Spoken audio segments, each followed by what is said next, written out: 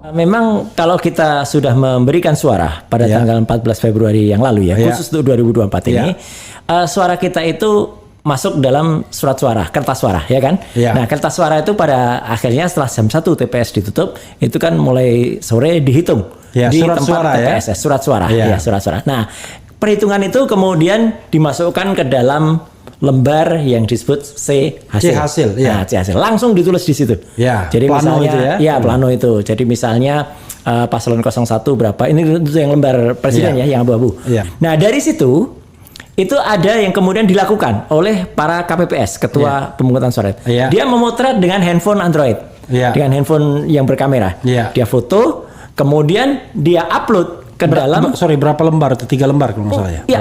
Kalau untuk C1 planonya cuma 1 lembar cukup. Oh, 1 lembar aja. Iya. Dia potret, kemudian dia upload ke alamat yang sudah disediakan.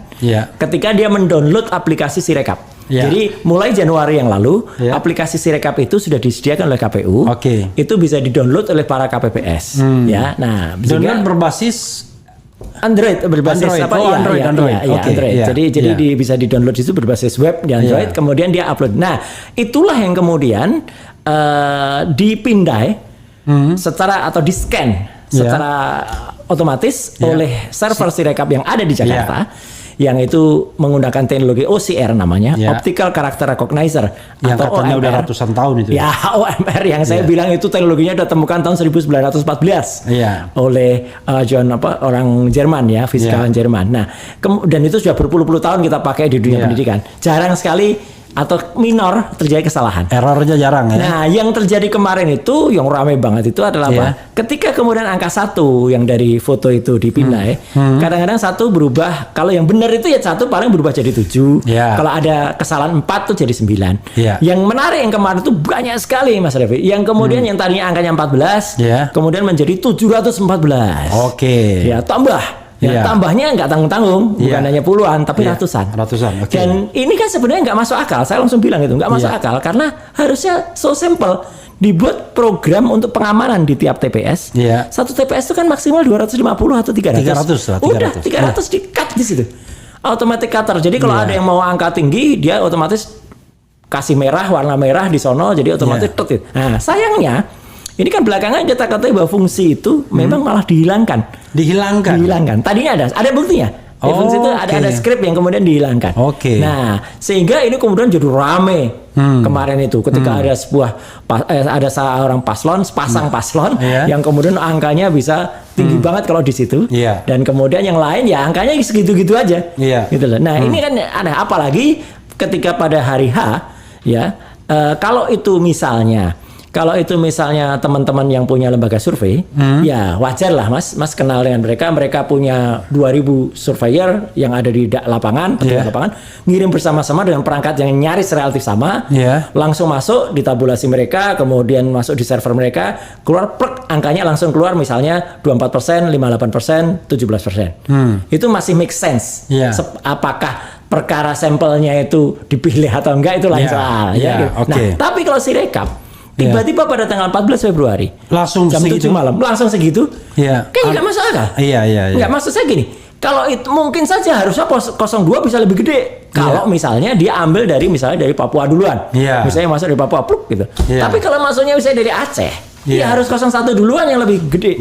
Harus kalau misalnya Sumatera Barat, ya 01 duluan. Kalau misalnya 03, ya mungkin Jawa Timur duluan yang lebih gede. Ini kan enggak. Tiba-tiba angkanya tuh sudah kayak kekunci di dan 24. Itu konsisten sampai terakhir sekarang. Betul. Ini. Saya cermati day by day itu nggak pernah ada kemudian fluktuasi yang ini pernah naik pernah turun enggak. Padahal logisnya dalam tabulasi begitu itu kayak kita lihat permainan olahraga lah gitu ya. Kadang-kadang kalau permainan olahraga itu kan tuan rumah sengaja menempatkan cabur-cabur yang menguntungkan untuk tuan rumah itu di awal, sehingga dia kayaknya udah menang duluan gitu. Meskipun nanti belakangan jadi dia terkoreksi ke bawah. Tapi kan ini enggak. Jadi udah segitu terus. Nah, itu yang pertama. Jadi artinya kesalahan itu muncul ketika pembacaan yang ngaco itu.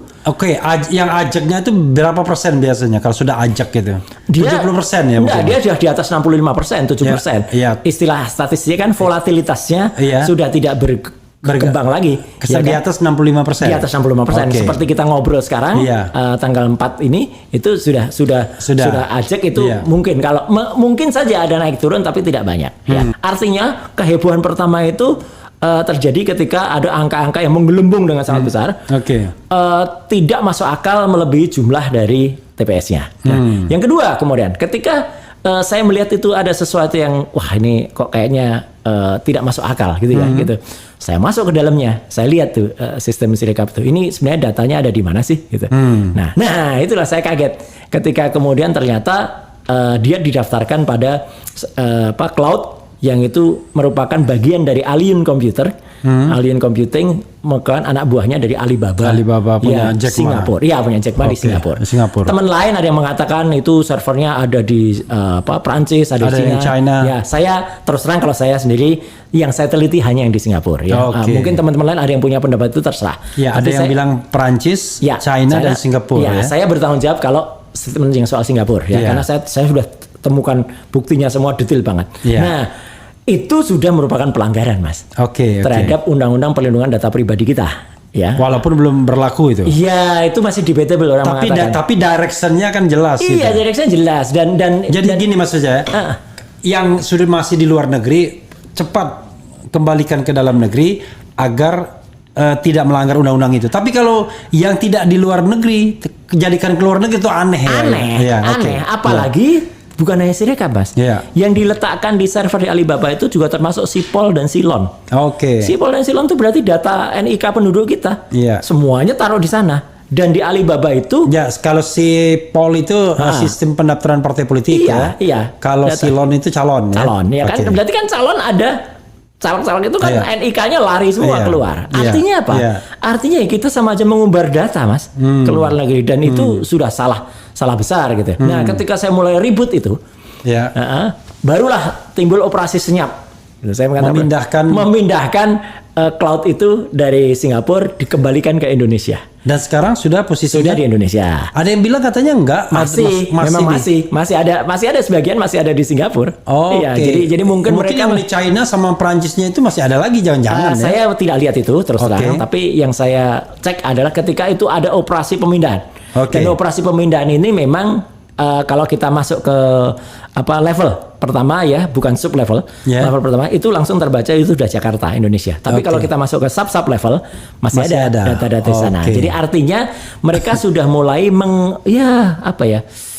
ada orang mengatakan itu upaya untuk menghilangkan barang bukti atau itu mengelabui supaya dia menyamakan dengan aturan yang ada. Tapi yang jelas pemindahan itu terjadi. Nah, saya makin curious kan dengan ini ada apa di kok kayak gini nih. Saya bongkar lagi, ternyata saya cek ketika teman-teman mendownload itu pada awal Januari sampai dengan 14 Februari itu ternyata perbedaan version atau rilis dari software Sirekap itu beda-beda.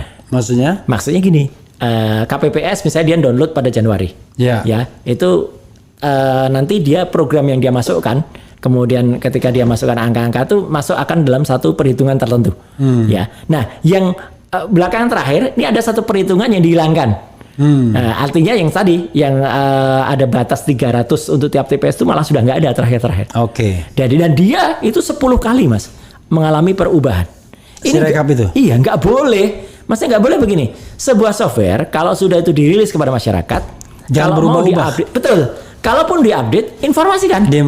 Atau semua diumumkan ke semua KPPS. Ayo download lagi loh ya, kemarin ada kesalahan. Ini kan nggak pernah ada penjelasan yang clear soal itu.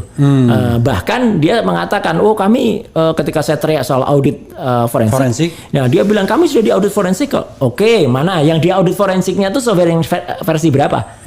Nggak bisa satu audit forensik itu nyangkup keseluruhan dari awal sampai akhir, nggak boleh. Berarti yang lain tidak teraudit. Kalau ada yang satu diaudit, mungkin itu yang paling sempurna. Tapi yang kemudian running itu belum tentu yang sudah diaudit. Jadi audit itu dari A sampai Z ya? Iya. Harus komprehensif. Harus komprehensif dan harus semua masuk, semua kelihatan kalau itu tidak benar, itu ada koreksi kepada KPU dan KPU ibaratnya kita beli kendaraan itu kan boleh ada misalnya koreksi. Ini yang versi sekian motornya spion kanan ada masalah, terus dia di recall, ya kan? Ini software ini nggak pernah di recall. running terus, sehingga akibatnya apa?